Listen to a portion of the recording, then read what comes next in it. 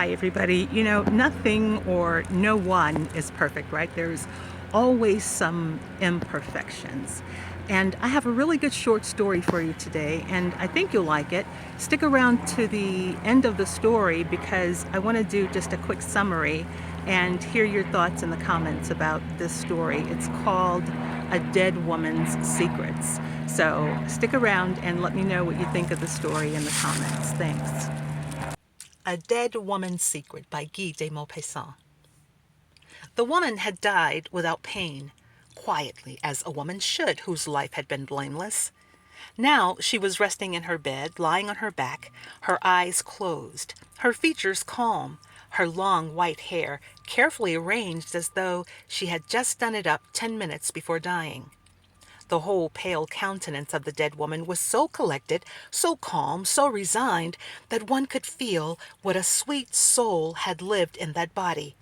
What a quiet existence this old soul had led. How easy and pure the death of this parent had been. Kneeling beside the bed, her son, a magistrate with inflexible principles, and her daughter, Marguerite, known as Sister Eulalie, were weeping as though their hearts would break. She had from childhood up armed them with a strict moral code, teaching them religion without weakness and duty without compromise. He, the man, had become a judge and handled the law as a weapon with which he smote the weak ones without pity. She, the girl, influenced by the virtue which had bathed her in this austere family, had become a bride of the church through her loathing for man.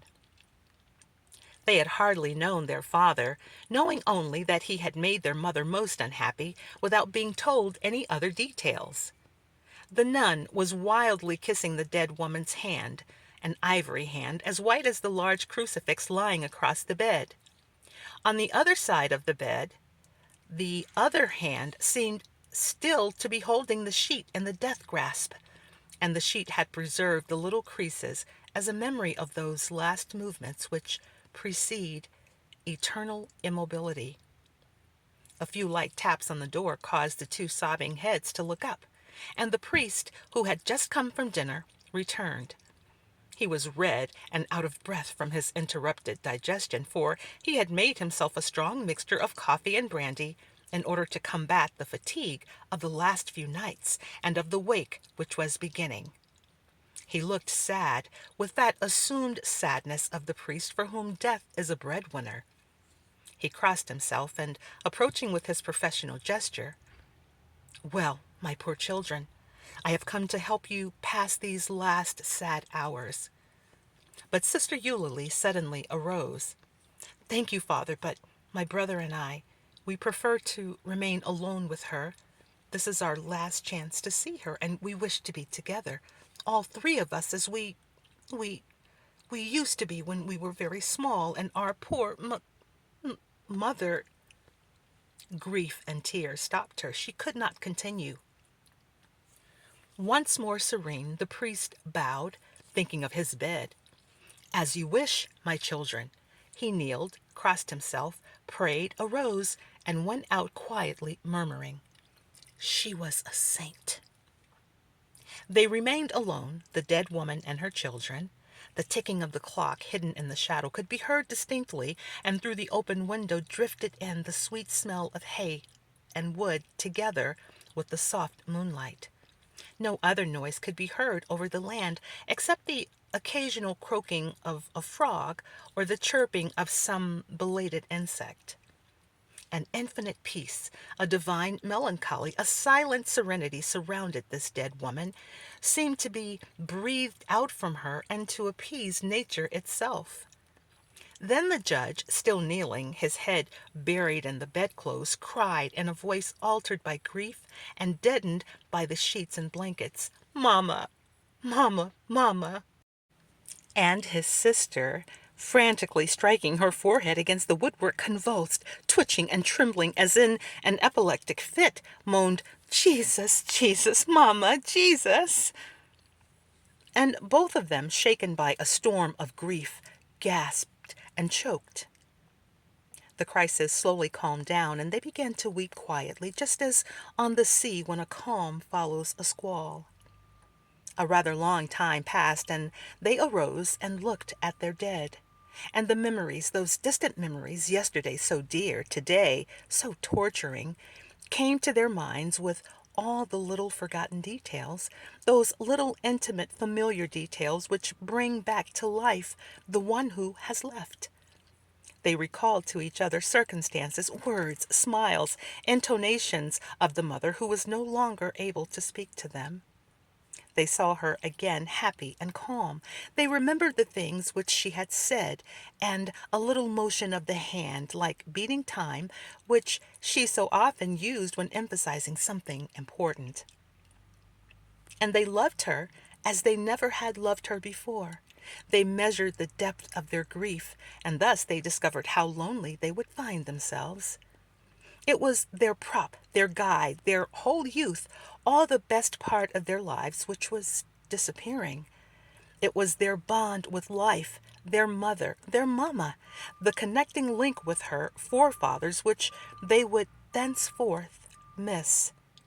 They now became solitary, lonely beings. They could no longer look back. The nun said to her brother, "You remember how Mamma used to always read her old letters? They are all there in that drawer. Let us, in turn, read them. Let us live her whole life through tonight beside her." It would be like a road to the cross, like making the acquaintance of her mother, of our grandparents whom we never knew, but whose letters are there and of whom she so often spoke. Do you remember? Out of the drawer, they took about 10 little packages of yellow paper, tied with care, and arranged one beside the other. They threw these relics on the bed, and chose one of them, on which the word "Father" was written. They opened and read it. It was one of those old-fashioned letters which one finds in the old family desk drawers, those epistles which smell of another century. The first one started, "My dear," another one, "My beautiful little girl," others, "My dear child," or "My dear daughter," and suddenly the nun began to read aloud, to read over to the dead woman her whole life story and her tender memories. The judge, resting his elbow on the bed, was listening with his eyes fastened on his mother. The motionless body seemed happy. Sister Eulalie, interrupting herself, said suddenly, "These ought to be put in the grave with her. They ought to be used as a shroud, and she ought to be buried in it." She took another package, on which no name was written. She began to read in a firm voice, "My adored one, I love you wildly. Since yesterday I have been suffering the tortures of the damned, haunted by our memory. I feel your lips against mine, your eyes in mine, your breast against mine. I love you, I love you. You have driven me mad. My arms open, I gasp, moved by a wild desire to hold you again. My whole soul and body cries out for you, wants you. I have kept in my mouth the taste of your kisses." The judge had straightened himself up. The nun stopped reading. He snatched the letter from her and looked for the signature.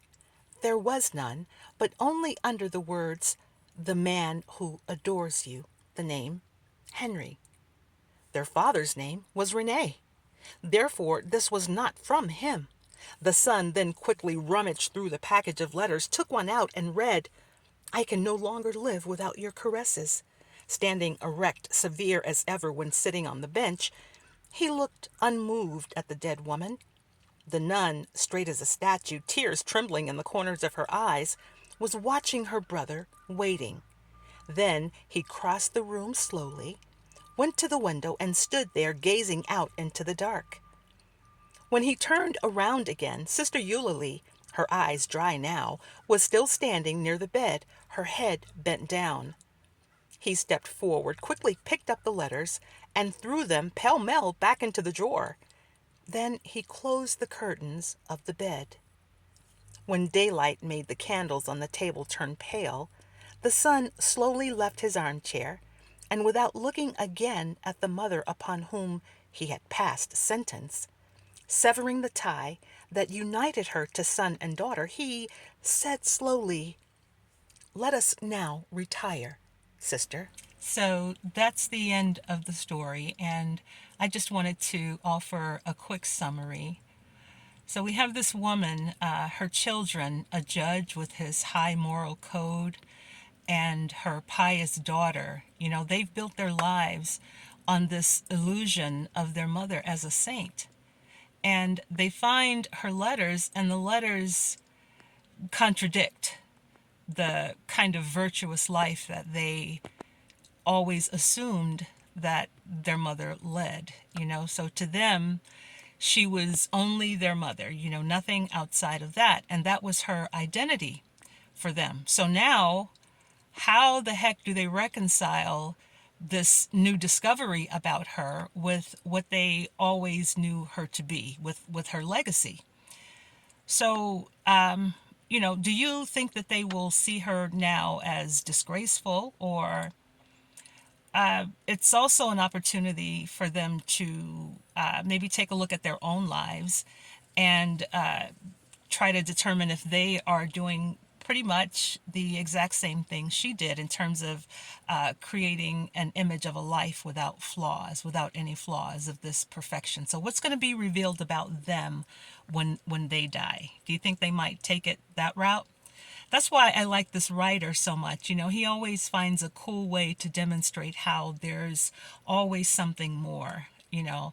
And I think he just wants us to consider here that this trying to be morally absolute or looking at other people that way can really be a setup for a downfall, because we can never really know other people, not fully. You know, we don't know what they've experienced, and we don't know how those experiences have shaped them. So, yeah, I think that's all I want to say about that. So if you're still with me, thank you so much for watching. Until next time.